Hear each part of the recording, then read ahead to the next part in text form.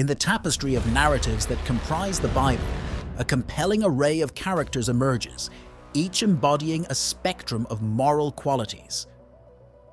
Among these, certain figures stand out for their acts of profound wickedness and evil, casting long shadows across the pages of both the Old and New Testaments. This video delves into the lives and deeds of the most notorious individuals in biblical lore, exploring how their actions not only define the archetype of evil within a scriptural context, but also offer enduring lessons on morality, justice, and the human condition.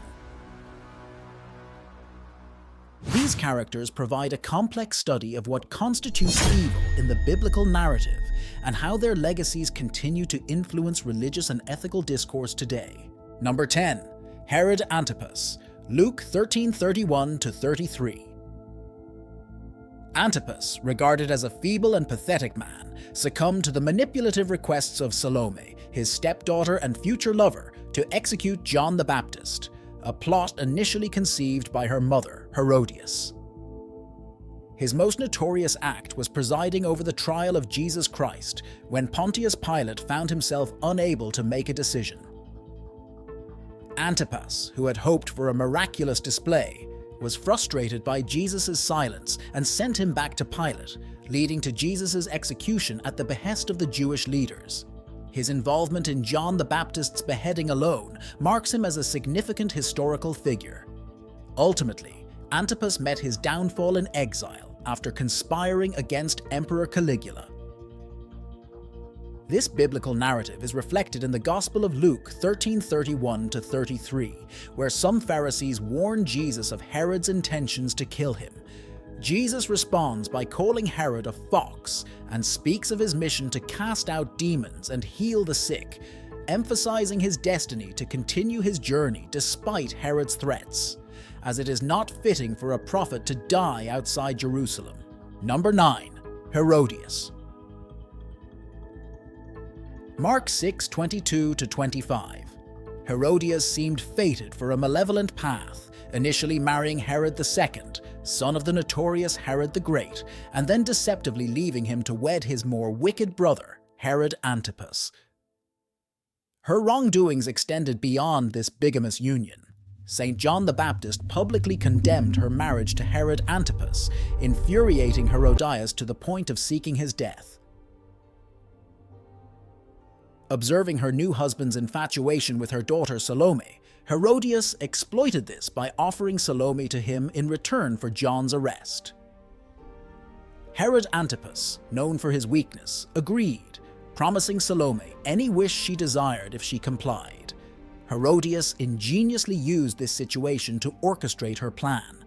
She persuaded Salome to seduce her stepfather and ask for John the Baptist's execution as her wish. Following Salome's infamous dance, she claimed her reward from Herod Antipas, the head of John the Baptist, a request that was actually her mother's sinister design. While Salome is remembered as the one responsible for John's death, it was actually Herodias, the manipulative force behind the scenes. This narrative is also recounted in the Gospel of Mark 6, verse 22-25, where Herodias' daughter pleases Herod and his guests with her dance, leading to the fateful promise and the subsequent request for John the Baptist's head, influenced by her mother's vindictive guidance. Number 8. Cain, Genesis 4, 1-8. The story of Cain, as recounted in the book of Genesis, is one of the earliest and most profound depictions of evil in the Bible. Cain, the firstborn son of Adam and Eve, commits the first murder by killing his brother Abel. This act not only marks the introduction of violence into the human experience, but also symbolizes the deeper themes of jealousy, pride, and the consequences of sin. Cain's story begins in the context of sacrifice and worship. Both Cain and Abel bring offerings to God, but while Abel's offering is accepted, Cain's is not. This rejection is critical to understanding Cain's descent into evil. It's not the offering itself, but Cain's attitude and response to God's rejection that sets the stage for his subsequent actions. His inability to control his anger and envy towards Abel signifies a failure to overcome personal shortcomings and resentment. The most heinous aspect of Cain's story is the murder of his brother Abel. This act was not just a crime against another person, it was a violation of familial bonds and divine law. Cain's murder of Abel is often interpreted as the manifestation of unchecked jealousy and anger. It marks the first instance of human violence in the Bible, introducing murder into the world and setting a precedent for the destructive potential of sin. Following the murder, God confronts Cain, who responds with defiance and denial, famously asking, "Am I my brother's keeper?" This response reveals not only a lack of remorse, but also a refusal to accept responsibility for his actions. Cain's attitude is reflective of a deeper moral failing, a refusal to acknowledge the severity of his sin, and an unwillingness to seek forgiveness and redemption. Cain's punishment by God, to be a fugitive and a wanderer on the earth, is significant. It represents the physical and spiritual consequences of sin. Cain's life post-murder is marked by isolation and alienation, not only from God but from society. This punishment underscores the Bible's theme that sin leads to separation from God and others, a theme that resonates throughout the biblical narrative. Number 7. Abimelech. Judges 9, 1-5. The story of Abimelech, found in the book of Judges, chapters 9-10, offers a profound insight into the nature of evil as understood in the biblical context. Abimelech's quest for power and the consequent atrocities he committed serve as a stark illustration of the destructive nature of unbridled ambition and disregard for divine and moral laws. His first step towards tyranny was his self-proclamation as king, a role that was not divinely sanctioned in the tribal confederacy of Israel at the time. Abimelech's illegitimate claim to authority sets the stage for his subsequent evil actions. One of Abimelech's most heinous acts was the slaughter of his 70 half-brothers in Ophrah. This mass fratricide, aimed at eliminating potential rivals, reveals the extent of Abimelech's ruthlessness and disregard for family and divine laws. In the biblical narrative, such an act is not only a crime against individuals, but a profound sin against God, violating the sanctity of life and kinship bonds. Abimelech's rule over Shechem was marked by tyranny and oppression. He led through fear and violence, using his power to subjugate and terrorize. The Bible depicts his reign as a period of moral and social decay, highlighting the consequences of a leadership that is devoid of divine guidance and moral principles. Number 6. Jezebel. Jezebel is often cited as a symbol of wickedness and idolatry, and her actions and their consequences provide deep insights into the nature of evil. Jezebel was a Phoenician princess, the daughter of King Ethbal of Sidon, who married Ahab, the king of Israel. This alliance was more than a mere political marriage. It brought with it the introduction and promotion of Baal worship in Israel, a direct challenge to the worship of God. One of Jezebel's most significant and evil actions, as per the biblical narrative, was her zealous promotion of the worship of Baal and Asherah, pagan deities, in Israel. This act represented a profound deviation from the Israelite religious tradition and a direct challenge to the worship of God. She not only encouraged idolatry, but also actively sought to eliminate the prophets of God, engaging in a campaign of religious persecution that threatened the spiritual identity of Israel. Jezebel's involvement in the story of Naboth's vineyard is another instance of her evil deeds. In this story, she orchestrated the false accusation and execution of Naboth to enable King Ahab to seize his vineyard. This act demonstrated her manipulative nature and willingness to commit injustice for personal gain, violating legal and ethical norms. Throughout the Bible, Jezebel is depicted as defiant against the prophets of God, particularly Elijah. Her refusal to submit to the authority of God, as represented by his prophets, and her persistence in promoting pagan worship highlight her role as an antagonist to the divine will of God. Number 5. Herod the Great. Herod the Great, often remembered for his tyrannical, violent actions and support from the Romans, was the king of Judea during the time of Christ.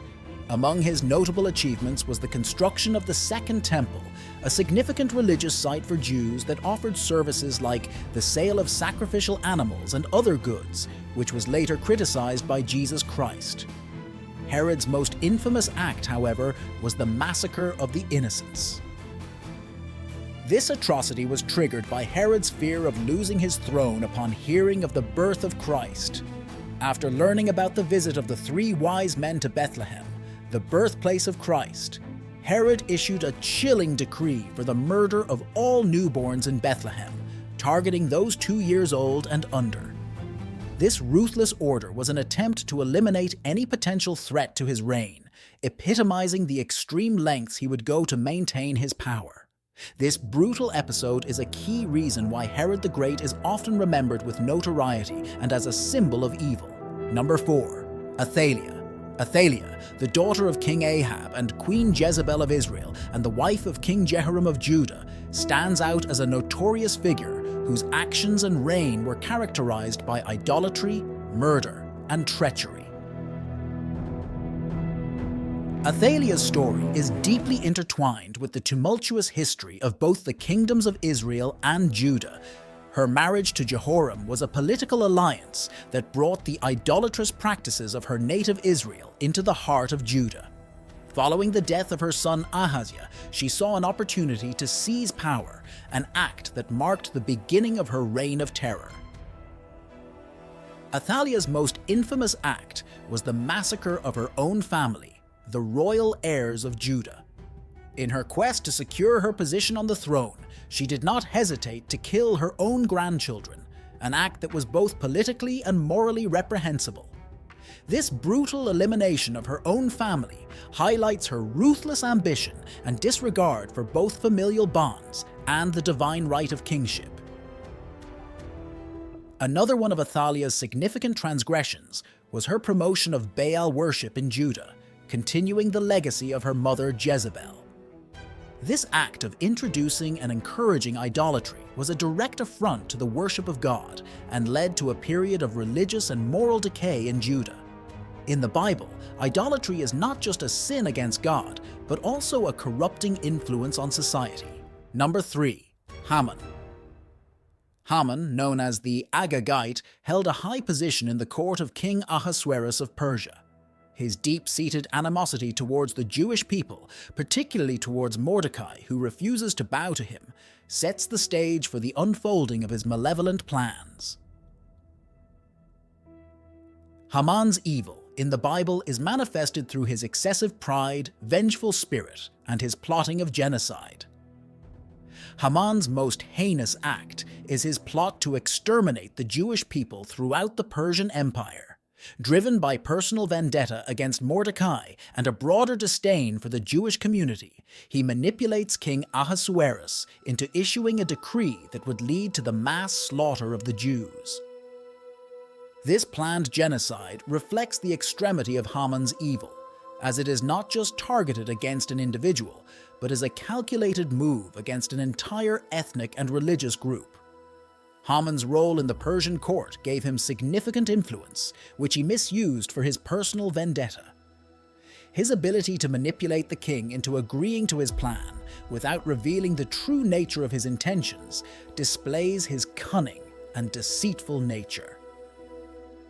Haman's misuse of his power for destructive purposes is a key aspect of his evil character in the Bible. Number 2. Delilah. The story of Delilah, as narrated in the book of Judges, presents a compelling portrayal of betrayal and deceit. Delilah is famously known for her role in the downfall of Samson, the last of the judges of the ancient Israelites, a narrative that has been the subject of much interpretation and analysis over the centuries. Delilah enters the story as a figure entwined with the Philistines, the enemies of Israel. Her relationship with Samson, a man of extraordinary strength and a Nazirite dedicated to God, places her at the center of a story of love, betrayal, and tragedy. Delilah's actions are driven by a blend of personal gain and allegiance to the Philistines. The Philistine rulers approach Delilah with an offer of a substantial bribe to discover the secret of Samson's strength. Her willingness to betray Samson for financial gain is a critical element in the portrayal of her character as evil. This act of betrayal for material reward is seen as a moral failing, an act of treachery against not only an individual, but also against the chosen servant of God.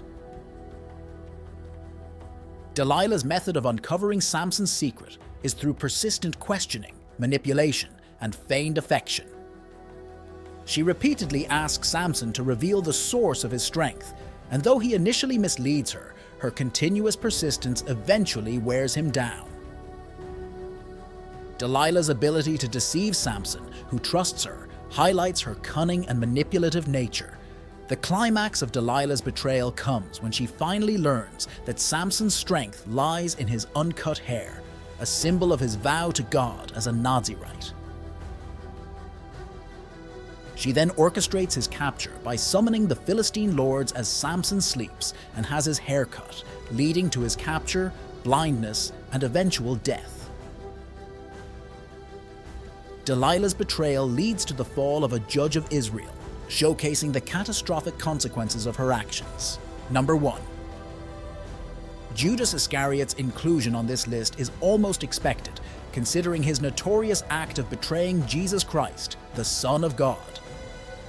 His betrayal is often viewed as one of the most heinous acts in the Bible. However, Judas's role in the biblical narrative is complex and paradoxical. His betrayal led to the crucifixion of Christ, an event central to Christian salvation. This paradox raises the question: if Judas had remained loyal, Christ's sacrificial death, necessary for salvation, would not have occurred.